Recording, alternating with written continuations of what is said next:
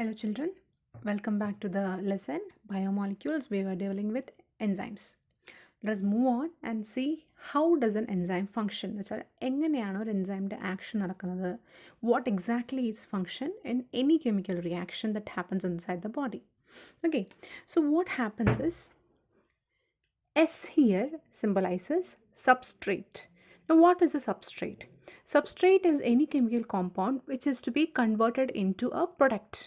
Okay, so this substrate binds to the active site of enzyme and together they form a enzyme substrate complex. Now this enzyme substrate complex is a transient phenomenon. എന്നുവെച്ചാൽ അത് ഇടയ്ക്ക് വരുന്നതാണ്, അത് constantly അങ്ങനത്തെ നിൽക്കുന്നില്ല, ഒരു transient face ആണ്. അത് കഴിഞ്ഞ് ഉടനെ വേറൊരു ഫോമിലേക്ക് അത് ചേഞ്ച് ആവും. It is A transient phenomenon. We can also call this state as transient state. Okay, so immediately the substrate is bound to the enzyme at the active site. They are very closely bound, they are closely attached to each other. Now this enzyme will now take part in the bond breaking or bond making reaction of whatever has to take place in the substrate so as to convert it into the product. That is a chemical reaction, either chemical reaction or metabolism. So this is our metabolite. So substrate bind to the enzyme, and after they bind they form a complex in the transition state, and the substrate is now undergoing change in its chemical structure by means of bond breaking and bond making. It depends upon the kind of reaction. And once that bond making or bond breaking is done, the product, the substrate whose chemical structure has now be changed into something else, is released from the enzyme, and now it is called as a product, and the enzyme is free to take part in another chemical reaction or free to engage with another substrate. Okay, e product now goes into the function of whatever it has to perform. So this is what basically happens. If enzyme is a stable form, substrate is a stable form, product is in a stable state. In between varna transition states, a lot of transition state structures, they are unstable, so they are constantly trying to reach a stable structure. Okay, but this entire process ne namukku graph ഉപയോഗിച്ച് explain ചെയ്യാൻ പറ്റും. Let us see that graph.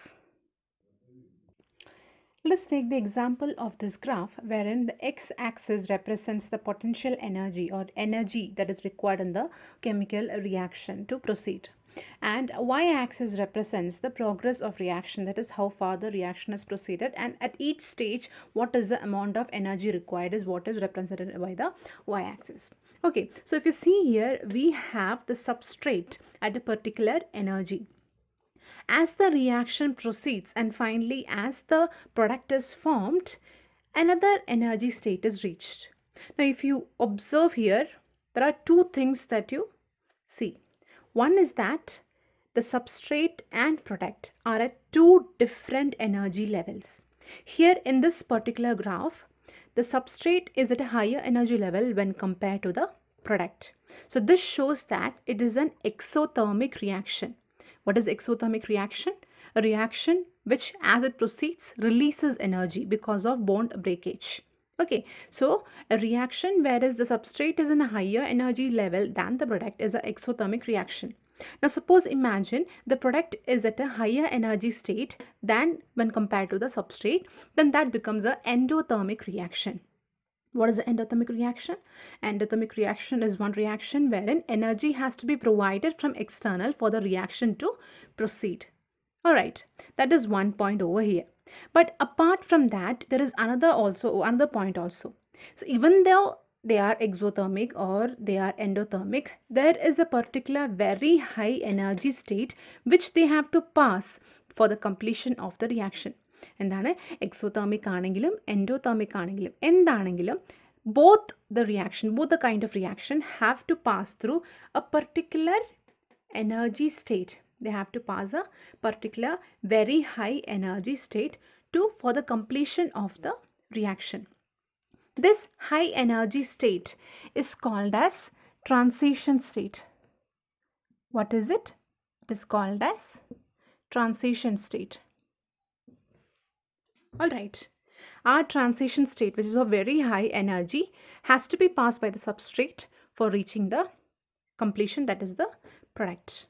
Now the difference between energy of transition state and that of energy of substrate. The difference between the transition state energy and the substrate energy is called as activation energy. Is called as activation energy. Now what our enzyme does is it reduces the activation energy so that the substrate conversion of substrate into the product is easier. What does our enzyme do? Once the enzyme is involved in the chemical reaction, it lowers the activation energy so that it is easier to form the product.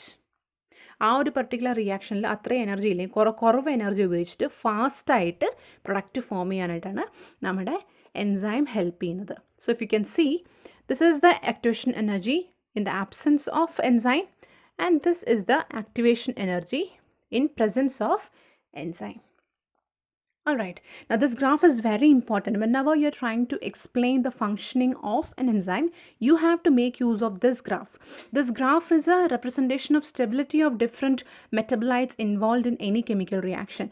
We have the substrate, we have the product, we have the activation state, we have the differences in the activation energy in the presence and absence of an enzyme. Okay, so make sure that you study this graph properly. So once again, going back and understanding the nature of enzyme action, the substrate which is to be converted into the product binds to the active site of enzyme. Once the substrate fits into the active site of enzyme, the enzyme changes its structure so as to tightly fit the enzyme itself. എന്ന് വെച്ചാൽ ആ ഒരു enzyme ആ ഒരു substrate enzyme complex ആകുമ്പോഴത്തേക്കും എൻസൈമിൻ്റെ structure ചെറുതായിട്ടൊരു മാറും. എന്തിനാണ് മാറുന്നത്? ആ സബ്സ്ട്രേറ്റിനെ നല്ല ടൈറ്റ്ലി അതിൻ്റെ ഉള്ളിലേക്ക് ഫിറ്റ് ചെയ്യാൻ പാകത്തിനായിട്ട് ചെറുതായിട്ട് എൻസൈമിൻ്റെ സ്ട്രക്ചർ ഒന്ന് മാറും. അങ്ങനെ ടൈറ്റ്ലി ഫിറ്റ് ആയതിനു ശേഷം എന്ത് പറ്റും? ഈ enzyme now takes part in the bond breaking and the bond making reactions of substrate. ആ ഒരു പർട്ടിക്കുലർ സബ്സ്ട്രേറ്റിനെ ഇനി നമ്മൾ പ്രൊഡക്റ്റിലേക്ക് കൺവേർട്ട് ചെയ്യണം. അങ്ങനെ പ്രൊഡക്റ്റിലേക്ക് കൺവേർട്ട് ചെയ്യുമ്പം അവരുടെ കെമിക്കൽ സ്ട്രക്ചറിന് ഡിഫറൻസസ് ഉണ്ടാവും. ആ ഡിഫറൻസസ് വരാൻ കാരണം എന്താണ്? Some bond making or bond breaking, and that depends upon the type of chemical reaction. Okay, അങ്ങനെ ബോണ്ട് മേക്കിംഗ് അല്ലെങ്കിൽ ബോണ്ട് ബ്രേക്കിംഗ് ആ റിയാക്ഷൻ ഇവരുടെ ഈ കോംപ്ലെക്സ് സ്റ്റേറ്റിൽ നടക്കും. And this complex state is unstable ആണ്. ആ എനർജി ലെവൽ വെച്ച് നോക്കുമ്പോൾ അവർ അൺസ്റ്റേബിൾ ആണ്. അതുകൊണ്ടാണ് ഇതിനൊരു ട്രാൻസിഷൻ സ്റ്റേറ്റ് എന്ന് പറയാൻ കാരണം. അപ്പോൾ ഉടനെ ബോണ്ട് ബ്രേക്കിംഗ് അല്ലെങ്കിൽ ബോണ്ട് മേക്കിംഗ് റിയാക്ഷൻ നടന്നു കഴിഞ്ഞാൽ ഉടനെ എന്ത് സംഭവിക്കും? ഈ എൻസൈം സബ്സ്ട്രേറ്റ് കോംപ്ലെക്സിന് ആ പുതുതായി ഫോം ചെയ്ത ആ ഒരു കെമിക്കൽ കോമ്പൗണ്ട്, നമ്മളിപ്പോൾ അതിനെ വിളിക്കുന്ന പേരാണ് പ്രൊഡക്റ്റ്. ഓക്കെ, ബോണ്ട് മേക്കിംഗ് അല്ലെങ്കിൽ ബോണ്ട് ബ്രേക്കിംഗ് കാരണം പുതിയതായിട്ടുണ്ടായിട്ടുള്ള ആ കെമിക്കൽ കോമ്പൗണ്ട് എൻസൈമിൽ നിന്ന് റിലീസാവും. It releases from the clutch of enzyme and goes and function its respective function. Okay, now what happens to this enzyme? Nothing has happened to the enzyme. The enzyme is present as such. ഒരു മാറ്റവും ഇല്ലാണ്ട് ഏതൊരു chemical റിയാക്ഷനിൽ ഏതൊരു enzyme take part ചെയ്താലും at the end of reaction there is no chemical or physical change happened to the enzyme. It is as such. അതുകൊണ്ടാണ് it is now available for another set of reaction. It goes and binds to another product. Okay, another set of reaction അത് available ആണ് and the reaction continues. This is how the entire process of enzyme action happens. Now ഇതുപോലെ enzyme ഒന്ന് ഫിറ്റായി ഒരു change നടന്നു, അവർ റിലീസായി, ഫിറ്റായി change നടന്നു, റിലീസായി. ഈ ഒരു മെക്കാനിസത്തിനെ വിളിക്കുന്ന പേരാണ് lock and key hypothesis. Lock and key hypothesis. ഒരു ലോക്കിൽ ഒരു പർട്ടിക്കുലർ കീ മാത്രമേ നമുക്ക് യൂസ് ചെയ്യാൻ പറ്റുള്ളൂ, അല്ലേ? അതുപോലെ തന്നെ സ്പെസിഫിക് എൻസൈമിന് സ്പെസിഫിക് സബ്സ്ട്രേറ്റ് ഉപയോഗിച്ചാൽ മാത്രമേ ആ ഒരു റിയാക്ഷൻ പ്രൊസീഡ് ചെയ്യുള്ളൂ. ഇതുപോലെ നമ്മുടെ എൻസൈമാണ് ലോക്ക്, സബ്സ്ട്രേറ്റ് കീ ആണ്. ആ ലോക്കിലുള്ള ആ സ്പെസിഫിക് ആയുള്ള പൊസിഷനിൽ അതിൻ്റെ ആ സൈസിന് ഫിറ്റാവുന്ന അല്ലെങ്കിൽ ആ സ്ട്രക്ചറിന് ഫിറ്റാവുന്ന കീ വന്ന് കയറിയാൽ മാത്രമേ നമുക്ക് ലോക്ക് അൺലോക്ക് ചെയ്യാൻ പറ്റുള്ളൂ, അല്ലേ? എന്നാലേ നമ്മുടെ ഈ റിയാക്ഷൻ പ്രൊസീഡ് ചെയ്യുള്ളൂ. ഇതാണ് ലോക്ക് ആൻഡ് കീ ഹൈപ്പോത്തസിസ് എന്ന് പറയുന്നത്. And this was first given by Emil Fischer is given by ഈ ഹൈപ്പോത്തസിസ് ആദ്യം എക്സ്പ്ലെയിൻ ചെയ്തത് എമിൽ ഫിഷറാണ്. Okay, now let us look at the factors which affect enzyme activity. Few of the factors which affect the enzyme activity are temperature, pH, concentration, and enzyme inhibition. Now, in the beginning of enzyme portion, I told you that enzymes are so very specific that they work only in certain temperature and certain pH, called as optimum temperature and optimum pH. ഒരു narrow range ഉണ്ട്. ആ ഒരു narrow range of ടെമ്പറേച്ചറിലും P എച്ചിൽ മാത്രമേ എൻസൈമിൽ highly efficient ആയിട്ട് work ചെയ്യാൻ പറ്റുള്ളൂ. ആ ടെമ്പറേച്ചർ റേഞ്ച് അല്ലെങ്കിൽ പി എച്ച് റേഞ്ച് നമ്മൾ വിളിക്കുന്ന പേരാണ് optimum temperature or optimum P H. Okay, അവിടുന്ന് കൂടിയാലും കുറഞ്ഞാലും it will effect the enzyme activity. If you take the example for temperature, a decrease in temperature will lower the enzyme activity. A decrease in temperature will lower the enzyme activity. Okay, ഒരു inactive സ്റ്റേജിലെത്തും. Temperature വല്ലാണ്ട് അങ്ങ് കുറഞ്ഞു കഴിഞ്ഞാൽ ഈ ഒരു enzyme ഒരു inactive സ്റ്റേജിൽ എത്തിക്കഴിയും.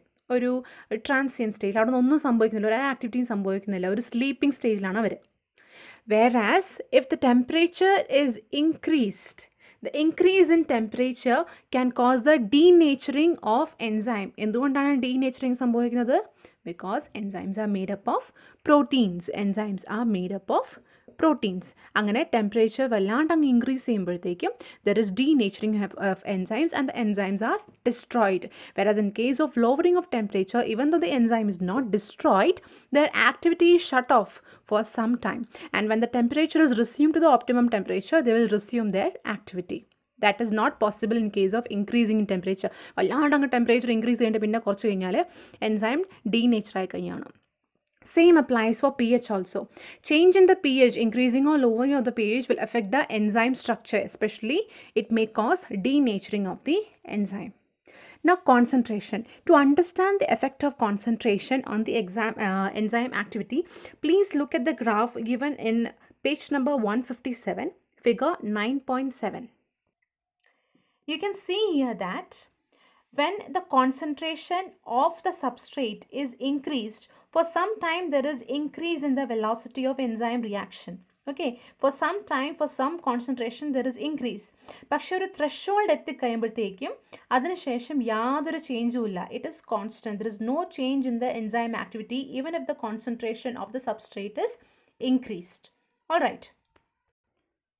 Now, as you have seen in the graph, an increase in the concentration of the substrate for some time will increase the activity until it reaches a V max, which is nothing but the velocity maximum or maximum velocity. ഈ velocity ഉദ്ദേശിക്കുന്നത് enzyme activity ആണ്. Okay, so after this V max there is a constant. There is a constancy. There is no increase in the enzyme activity. എന്തുകൊണ്ടെന്നറിയാം? Now imagine I have 10 enzymes and only one substrate in the beginning. Slowly I am increasing the number of substrate. The increase in substrate will increase the enzyme activity until the substrate reaches the exact number equal to the enzyme. Okay, അപ്പോൾ 10 enzyme, ഓരോ എൻസൈമിന് ഓരോ substrate വെച്ച് നോക്കിയാൽ എല്ലാ enzyme ഇപ്പോൾ occupied ആണ്. ആ ഒരു സ്റ്റേറ്റിൽ further increase in the substrate 11 ആക്കിയാലും 12 ആക്കിയാലും 13 ആക്കിയാലും അതിനുശേഷം എൻസൈം ആക്ടിവിറ്റിയിൽ യാതൊരു ചേഞ്ചും ഉണ്ടാവില്ല. Why? Because already all the 10 enzymes are occupied with 10 substrates. Even further increase in the substrate is not going to change the velocity of the reaction. നമുക്ക് enzymes ഇല്ല. അതുകൊണ്ട് അതാണ് കോൺസെൻട്രേഷനിൽ നിന്ന് ഉദ്ദേശിക്കുന്നത്. Okay, finally enzyme inhibition. Do you know the literal meaning of inhibition? Inhibition എന്ന് പറഞ്ഞാൽ preventing, to stop, inhibit ചെയ്യുക ഏതൊരു റിയാക്ഷൻ. അപ്പോൾ എൻസൈമിനെ ഇൻഹിബിറ്റ് ചെയ്യുന്ന എന്തിനേയും നമ്മൾ വിളിക്കുന്ന പേരാണ് inhibitor. Anything that inhibits the functioning of enzyme are called as inhibitor. Okay, ഇവിടെ ഈ കണ്ടീഷനിൽ എന്താ സംഭവിക്കുന്നത് വെച്ചാൽ I have A enzyme. Okay, this is the enzyme and this is the active site. Now suppose some other compound comes and attaches itself onto the enzyme, and because of its attachment the enzyme activity is shut off. ആ ഒരു compound ഒരു chemical വന്ന് attach ചെയ്യുമ്പോഴത്തേക്കും എൻസൈമിൻ്റെ activity completely അങ്ങ് shut off ആവും. അങ്ങനത്തെ chemical കോമ്പൗണ്ട്സിനെ വിളിക്കുന്ന പേരാണ് inhibitor, and this process is called as inhibition. Okay, now suppose this is my enzyme, okay, and this is the shape of the substrate, usually enzyme substrate. Okay, now if I am having another compound which is having a structure similar to the substrate, ഒരു chemical compound അതിൻ്റെ structure സബ്സ്ട്രേറ്റുമായിട്ട് ഒരുപാട് similarity ഉണ്ട്. അങ്ങനെ സംഭവിക്കാൻ എന്ത് പറ്റും? ഈ substance or let us call it as inhibitor, this inhibitor will compete with the substrate for the active site of enzyme. The inhibitor, which is having chemical structural similarity with the substrate, will compete with the substrate for the active site of enzyme. അങ്ങനെ compete ചെയ്തിട്ട് enzyme വന്ന് active സൈറ്റിലേക്ക് attach ചെയ്യുകയാണെങ്കിൽ the enzyme is again shut off. It is not available for any chemical reaction. അങ്ങനത്തെ ഒരു കോമ്പറ്റീഷനെ വിളിക്കുന്ന പേരാണ് competitive inhibition, and this inhibitor will be called as competitive inhibitor. നമ്മൾ ഇത്രയും നേരം പഠിച്ചുകൊണ്ടിരുന്നത് എൻസൈംസിനെ പറ്റിയാണ്. Now when we study enzyme, cofactor is an important component of the enzyme which we need to understand. Sometimes what happens is our enzyme, as I said earlier, is made up of protein. Sometimes to make this enzymes catalytically active, എന്നുവെച്ചാൽ അതിൻ്റെ function perform ചെയ്യാൻ അവരെ activate ചെയ്യണമെങ്കിൽ it should be in association with a non protein compound called as cofactors.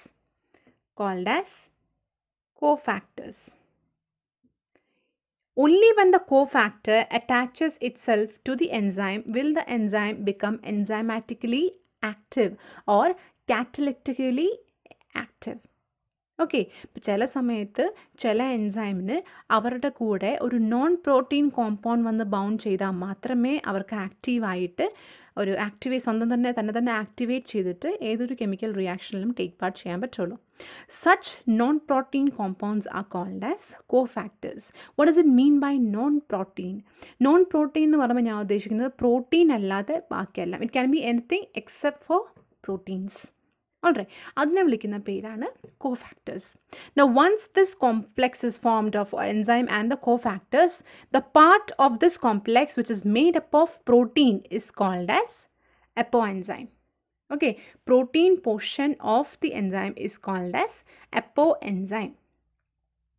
Now let us look at the different types of cofactors. Basically 3 types of cofactors are there. Let us see which are they.